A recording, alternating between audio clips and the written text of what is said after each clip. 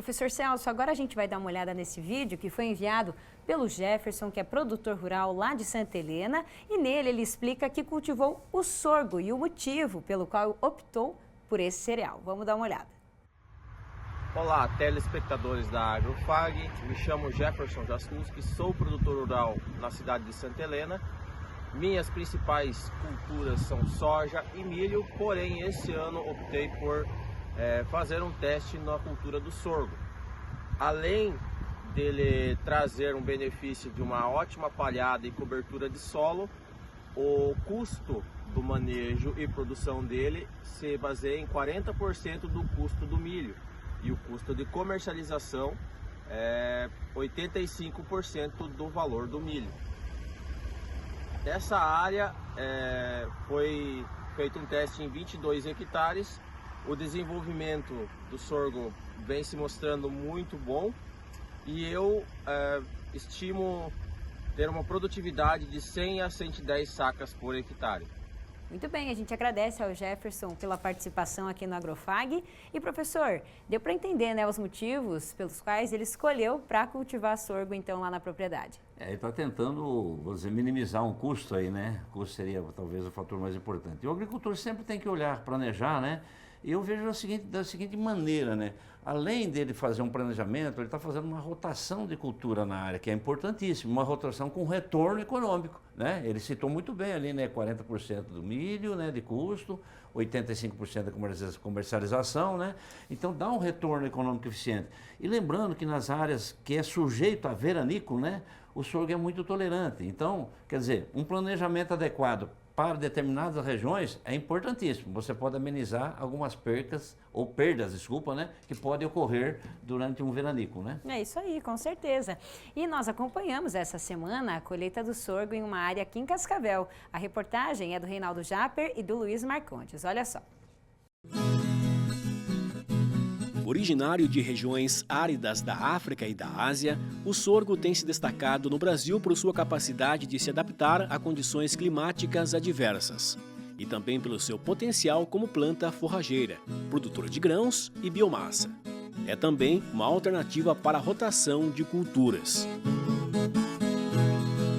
De acordo com dados do IBGE, em 2022, o Brasil produziu quase 3 milhões de toneladas de sorgo, distribuídas por uma área de 1 milhão de hectares.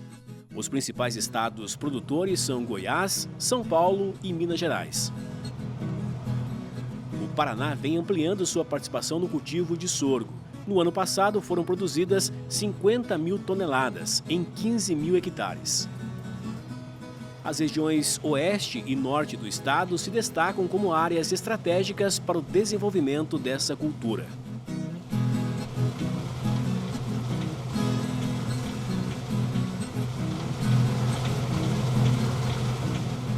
Nesta área em Juvinópolis, distrito de Cascavel, foram plantados 150 hectares de sorgo.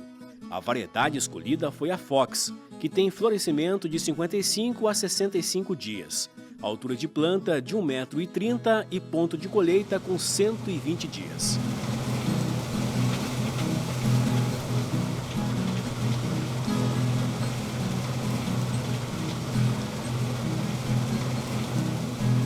Responsável pelos manejos e os trabalhos de colheita aqui na propriedade é o Rafael.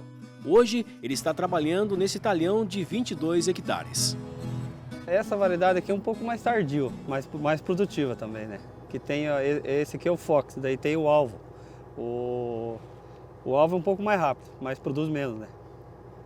Questão de desenvolvimento, teve algum problema com questões climáticas, doenças, pragas? Teve praga, lagarta e pulgão. Foi feito o manejo. Quantas aplicações em média? Umas 4 aplicações mais ou menos, de inseticida.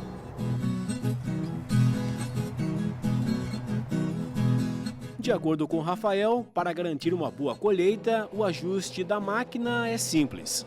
A mesma coisa de trigo. Se for colher trigo, é do mesmo jeito. Se regula a máquina para trigo, é a mesma coisa. Não muda muita coisa. E a previsão para terminar aqui essa área?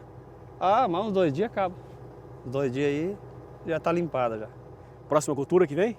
Nós vamos plantar um nabo para fazer cobertura e daí depois plantar o soja. A produtividade está sendo de 123 sacas por hectare. Uma parte do sorgo já está vendida e a outra será armazenada em silos da propriedade.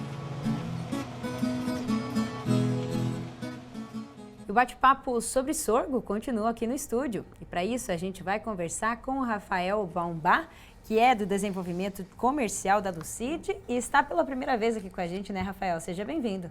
Olá, Daniela, tudo bem? Obrigado do convite. Estamos aqui para falar do sorgo. Isso aí, vamos lá conversar um pouquinho sobre o sorgo então, né? Rafael, eu queria que você então já começasse falando sobre o potencial que vocês têm visto para o sorgo aqui na região oeste do Paraná, já que alguns produtores aí mostraram para a gente, né, o exemplo da colheita com bons resultados. Então, eu venho fomentando diretamente plantio e produção do sorgo, até eu costumo dizer do plantio à colheita, né? Na segunda safra, né, na safrinha. E a gente vem tendo crescimento com resultados satisfatórios dentro das recomendações. O produtor que vem fazendo o manejo de acordo com a nossa recomendação vem tendo ótimo resultado para o manejo de rotação. As produtividades e a lucratividade, né, vem atingindo os objetivos e mantendo o crescimento. Hoje você não tem uma área muito grande aqui no Paraná de sorgo, né? Como você está vendo essa posição? Está aumentando? Tem possibilidade de aumentar? O que você sente da região do Paraná?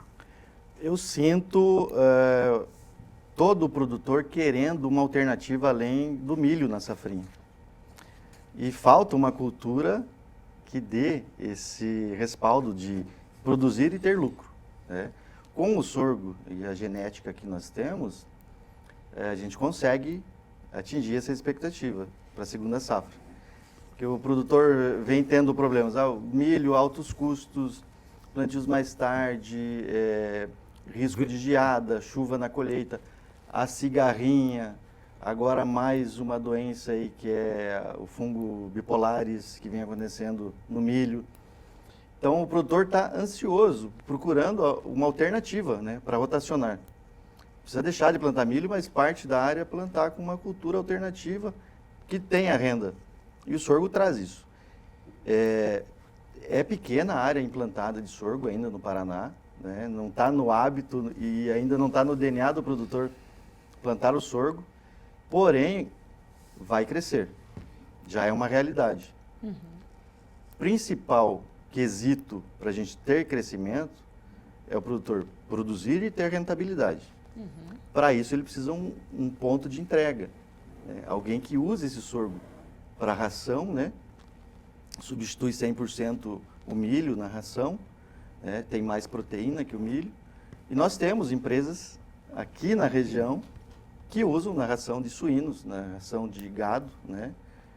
O sorgo. Então tem os compradores. Então o principal é conversar com o seu agrônomo responsável, né, pela área, que te dá assistência, faz toda a parte técnica, de qual empresa que está fazendo o recebimento, e também um técnico, um agrônomo que conheça a cultura, para você sanar os pontos limitantes dessa cultura, né?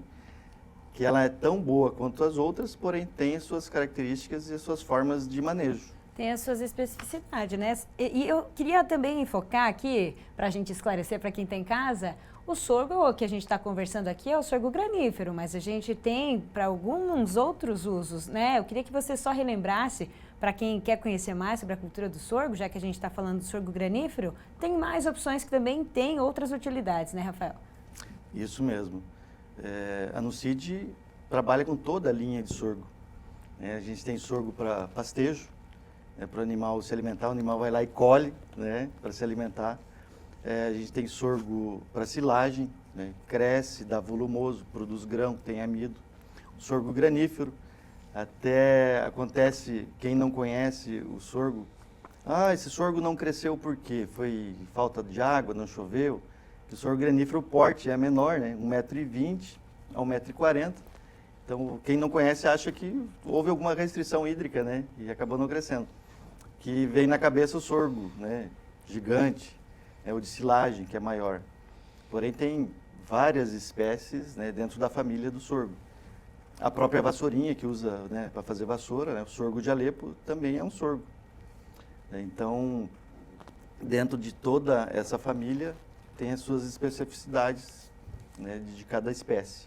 Muito bem, explicado. Isso daí. O sorgo tem vamos dizer assim, quando você tem um veranico, né?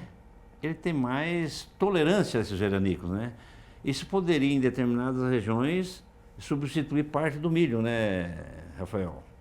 Porque nesse momento você teria, o sorgo mostraria o potencial que ele tem e, além de servir como rotação de cultura, daria um retorno econômico para aquele momento, né? Isso Coisa que mesmo. aconteceu agora esse ano, né?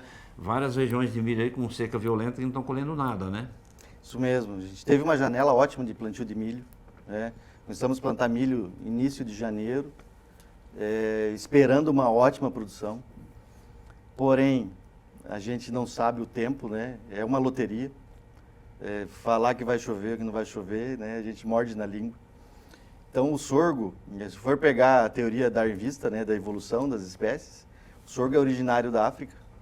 E nesse período de evolução dele lá na espécie, lá na África, ele foi se doutrinando e se regrando a produzir a mesma quantidade de grão com menos água. Então, se formos comparar com a cultura do milho, que é mais plantada na segunda safra aqui na região oeste, o sorgo precisa metade de água. E precisa maior volume de água na fase vegetativa. Depois que ele pendua e começa o enchimento de grão, ele precisa menos. Diferente da cultura do milho, que é a mais plantada. O sorgo é uma boa cultura, mas ele tem um probleminha de doença, né? Como nós podemos evitar? Gostaria que você falasse da doença e como pode talvez evitar pegar esse pico da doença. Então, o sorgo, as doenças que ocorrem no sorgo são as mesmas doenças que ocorrem no milho. Até levam o mesmo nome, né? Dos patógenos. Porém, o sorgo é originário da África, o milho é originário das Américas, né? Então, são cepas de fungos diferentes. São de mais fácil controle. Porém, o sorgo tem um detalhe que é o principal problema, que é a mela do florescimento. Também conhecida como o ergot, que é provocada por esse fungo, né? O fungo ergot é um fungo necrófito. Ele está na palhada. Ah, mas eu nunca plantei sorgo aqui, não tem esse fungo.